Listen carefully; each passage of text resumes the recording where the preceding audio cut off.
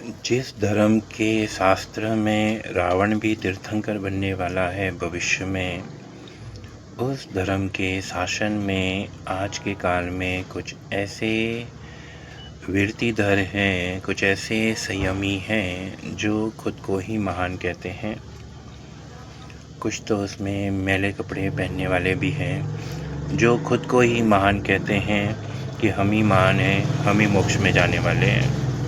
जिस शासन में खाने वाले को केवल ज्ञान हुआ और माया करने के कारण तपस्वी रखड़ते रहे, और खाने वाले को, रोज़ खाने वाले को केवल ज्ञान हुआ उसकी सरल स्वभाव के कारण, और माया करने वाले तपस्वी रखड़ते रहे।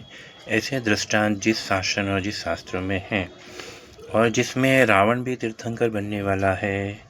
मास्तुस नाम के मुनि को कुछ नहीं आता था, ओगा बांधना भी, क्या पता उस ज़माने में ओगा रखते हुए थे कि नहीं, मोर पिंची ही शायद उपयोग करते हो। तो इस तरह से ओगा बांधना भी जिसको नहीं आता था बरोबर, जिसको पढ़ना भी नहीं आता था, ऐसे मास्तुस मुनि को सरल स्वभाव के कारण, अपने सरल स्वभाव के कारण पहले केवल ज्ञान हुआ, ज्ञानियों से पहले। तो इस तरह से कहा जाता है कि अनेकांतवाद में जिस शास्त्र में, जिस शासन में कोई भी एक गुण की उत्कृष्टता के कारण, जैसे श्रीपाल राजा सिर्फ सिद्ध चक्र का जाप करता था तो भी वह तरने वाला है, बाकी कुछ करता था क्रिया की नहीं, पता नहीं, लेकिन सिद्ध चक्र का जाप करता था, ये पढ़ने में आता है, तो भी वह तरने वाला है। तो ऐसे शास्त्र और ऐसे शासन में, ऐसे दृष्टांतों में आज के काल में कुछ मुनि भगवंत और कुछ संयमी वीरतीधर खुद को ही महान कहते हैं, ये समझ में नहीं आता।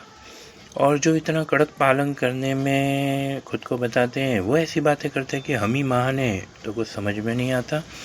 और उनके सिक्का, उनका जो गांव में सिक्का जमा हुआ है, पहली बात तो किसी गांव में कोई संयमी वीरतीधर अपना सिक्का जमा नहीं सकता और ना ही जमाना चाहिए, क्योंकि शास्त्र में लिखा है कि किसी भी चीज़ की आप मूर्छा रखते हो, चाहे किसी जगह की, किसी गांव की, तो उसी गांव में पशु बन के, उसी जैसे एक गांव के अंदर एक संयमी, एक वीरतीधर, एक मुनि भगवंत ने कहा कि अगर हमारे समुदाय के साधु को ही बुलाओगे तो हम आएंगे, कोई और समुदाय के साधु को अगर बुलाया कभी तो हम कभी नहीं आएंगे, हमारा समुदाय में से कोई साधु साध्वी कभी नहीं आएगा।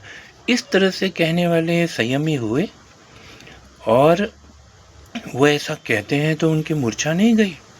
अगर वो कड़क पालन करने में भी अगर वो दिखा रहे हैं कि हम कड़क पालन कर रहे हैं, तो उनकी मूर्छा तो दिख ही रही है कि वो इस तरह से ऑर्डर देते हैं कि आपके उपाश्रय, आपके धर्मशाला, आपके जो उपाश्रय है उसमें हमारे समुदाय के ही साधु साध्वी को बुलाने का ऐसा ऑर्डर कोई साधु साध्वी को देने का होता भी नहीं भगवान की आज्ञा प्रमाणे। और अगर आप दे रहे हो तो आपको मूर्छा है उस जगह से, उस गांव से, उस उपाश्रय से, और उसी उपाश्रय में कहीं आप छिपकली, मच्छर, ऐसा आपका जन्म नहीं हो जाए। कि ये तो शास्त्र में पढ़ते ही है, हम खुद प्रवचन में देते ही हैं कि भाई जिसकी आपकी मूर्छा होती है, देव शर्मा ब्राह्मण अपनी पत्नी के बालों में ही जू बन के पैदा हो गया, मरते मरते जब उसने अपनी पत्नी के बारे में मूर्छा रखी और उसके बारे में सोचा मोह से। गौतम स्वामी जिसको प्रतिबोध देने गए, उसी देव शर्मा की ये बात है। महावीर स्वामी ने गौतम स्वामी को अपने से दूर करके दिवाली के दिन उसको प्रतिबोध देने के लिए भेजा, देव शर्मा को, और वह लास्ट में मरते मरते अपनी पत्नी के बारे में सोचकर मोह में अपने पत्नी के बालों में जू बन के पैदा हुआ। ये दृष्टांत हर प्रवचन में दिया जाता है, दिवाली के समय भी, और ऐसे भी मोह को तोड़ने के दृष्टांतों में। तो ऐसे में अगर कोई साधु साध्वी कहते हैं कि हमारे, आपके उपाश्रय में हमारे ही समुदाय के साधु साध्वी को बुलाने का, तो ये उनकी मूर्छा नहीं। अब वो कड़क पालन भी दिखाते हैं तो भी वो तो बाहर से हुआ, अंदर से तो उनकी मूर्छा है, और वही मूर्छा उनका पतन करती है।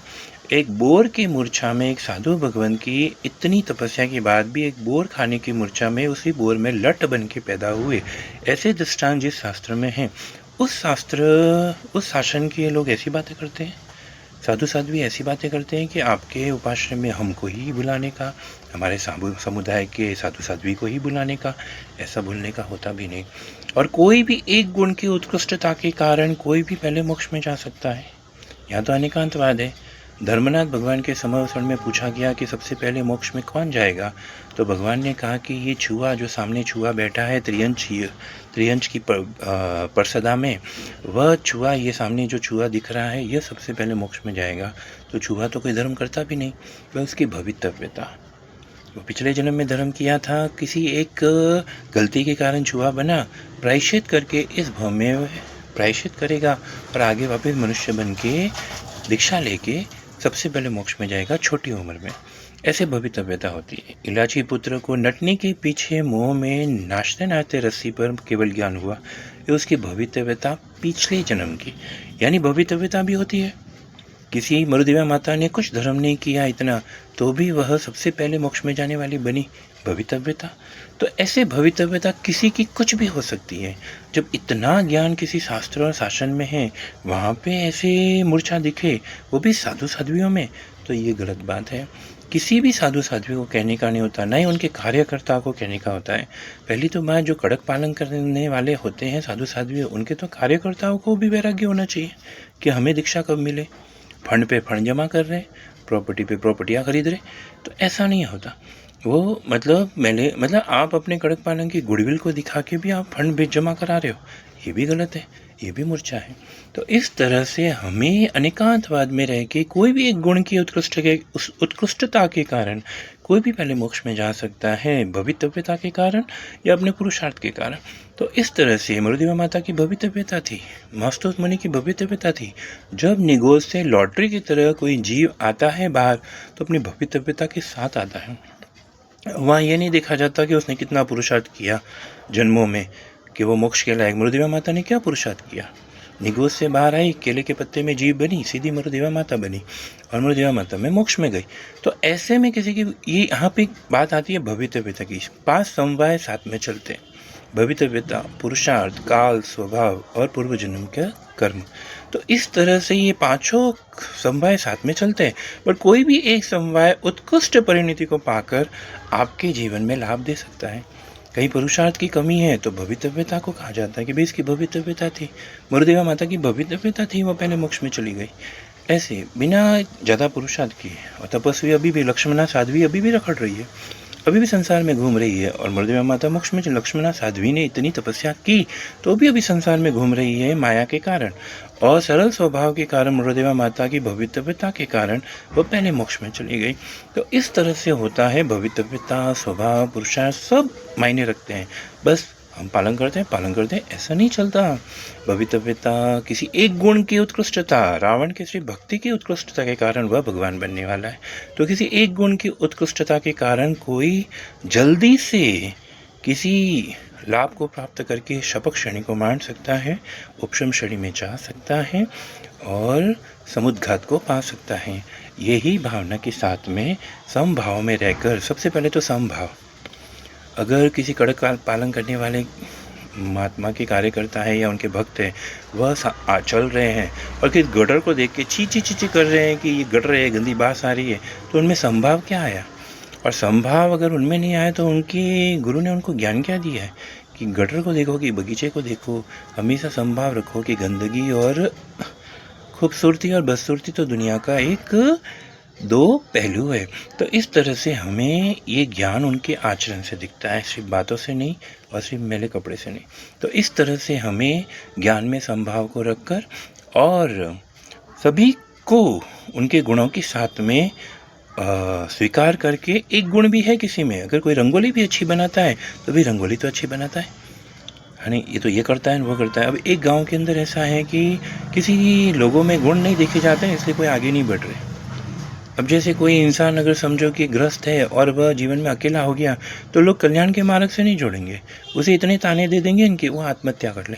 तो ऐसे नहीं होता है, आप किसी को कल्याण से जोड़ो। आपको भगवान ने दिया है, आपको साधन दिए हैं, आपको अच्छा खाना पीना दिया है, तो आप लोगों को भी जोड़ो, उन्हें भी इससे जोड़कर, अगर कोई भोजन का भूखा है तो उसे भोजन करा के कल्याण से जोड़ो, अगर कोई धन का भूखा है तो धन से जोड़कर उसको कल्याण से जोड़ो। किसी भी भौतिक चीज़ को सदुपयोग करके किसी का कल्याण करने की कोशिश करो, यही भावना बनी चाहिए। कोई उत्सव रखो और दूसरे, अपने समाज का उत्सव रखो और दूसरे लोग समझो आ भी जाए तो उन्हें कोई भी एक छोटी सी चीज़ दे दो भेंट के तौर पे, छोटा-सा मिठाई का पैकेट ही दे दो, एक मिठाई दे दो, ताकि वो ऐसे नहीं लगे कि ये खुद के समाज को ही वैल्यू देते हैं। अगर टेम्पो घुमाओ तो सिर्फ़ अपने समाज को ही इनवाइट कर रहे हो, लेकिन दूसरे लोगों को तिरस्कार के भाव से इस तरह से मत बोलो। रिक्शा में अगर रेडियो घुमाते हो या फिर कहीं पे भी अगर आप कुछ भी अनाउंसमेंट करते हो तो क्योंकि तीर्थंकर कोई भी बन सकता है, भगवान कोई भी बन सकता है। जैन समाज के लोग ही तीर्थंकर बनेंगे ऐसा कुछ लिखा नहीं कहीं पे। कहीं पे कोई भी जाति में जन्मा हुआ तीर्थंकर बन सकता है अगर वो उसकी भवितव्यता लेके बैठा है। तो इस तरह से हमें सभी को समभाव में लेके, सभी को वैल्यू करके, सभी को स्वीकार करके, सभी को एकता में अपने साथ रख के मोक्ष का पुरुषार्थ करें। यही भावना धर्म लाभ।